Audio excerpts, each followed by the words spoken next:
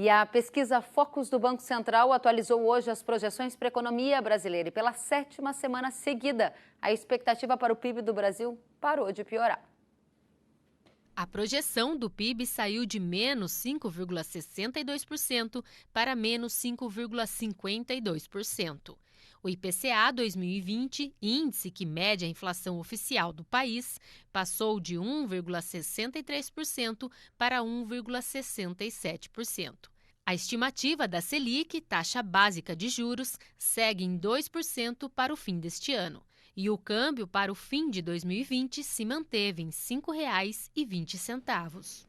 Vamos já falar sobre as expectativas para a economia brasileira com o comentarista Miguel Daúde. Daúde, 7ª semana seguida que a projeção para o PIB parou de piorar. A gente já conversou aqui que o fundo do poço ficou para trás. Agora, o que vem pela frente? Um governo que vai gastar mais para contribuir para uma puxada da economia ou um governo que vai puxar o freio de mão nos gastos públicos e tentar continuar com o fôlego no PIB? O que você nos diz? Seja bem-vindo. Obrigado, Kellen. Boa tarde a todos. Pois é, Kellen, eu sempre gosto de dizer o seguinte, que às vezes o fundo do poço tem subsolos, né?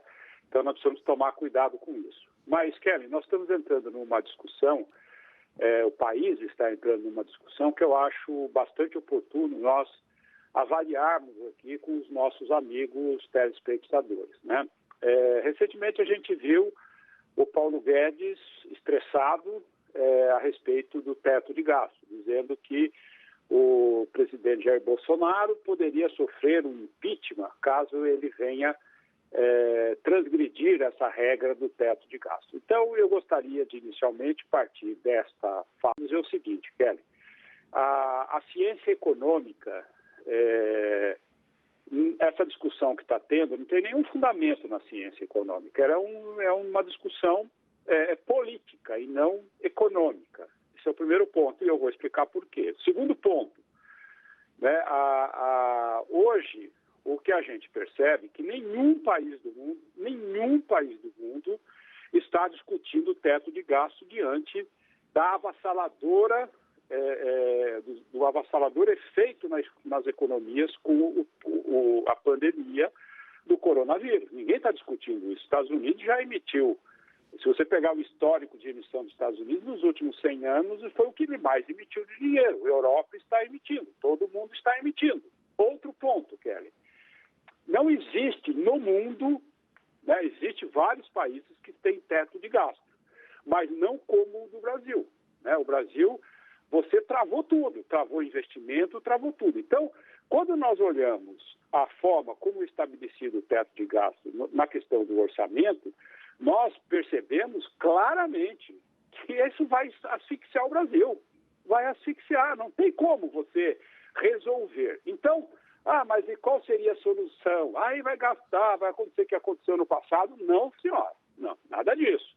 O que a gente tem que entender é o seguinte, que no passado a Dilma, ela gastou para custeio, né? Ela inchou o orçamento sem jogar para o futuro uma expectativa de rentabilidade para a economia. Foi isso que foi um grande problema.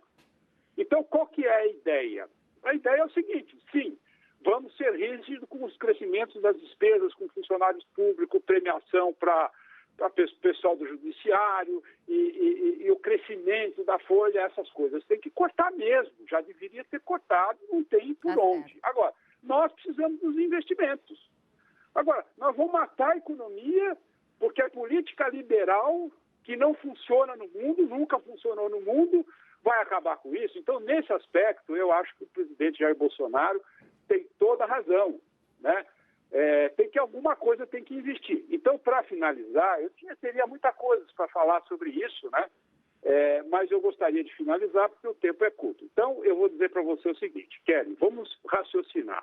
Vocês já imaginaram se o Bolsonaro fosse pela cabeça do Paulo Guedes, que queria dar...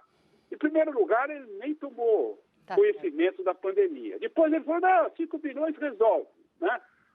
Aí depois ele queria R$200 por mês e botar o pessoal em casa sem ganhar um tostão. Aí o Bolsonaro e o Congresso disse, não, peraí, isso não dá, né? Isso não dá, porque se isso acontecer, nós vamos ter banho de sangue no Brasil, quebra-quebra, invasão de supermercado. Então, nesse aspecto, eu defendo que sim, temos que ter limite de gasto para despesas crescentes como custeio de pessoal. E se cria aí uma agência de investimento. Vamos investir na saúde, na educação, em estradas, e investimentos que tenham retorno. Kelly, nós vamos chegar a 100% de endividamento. O Japão tem 300%. Estados Unidos vai para 140%. A Europa tem países com muito mais. Por que nós vamos ter que submeter a nossa população a uma asfixia econômica por uma questão liberal que só tem na cabeça do ministro? Ok, Daúde.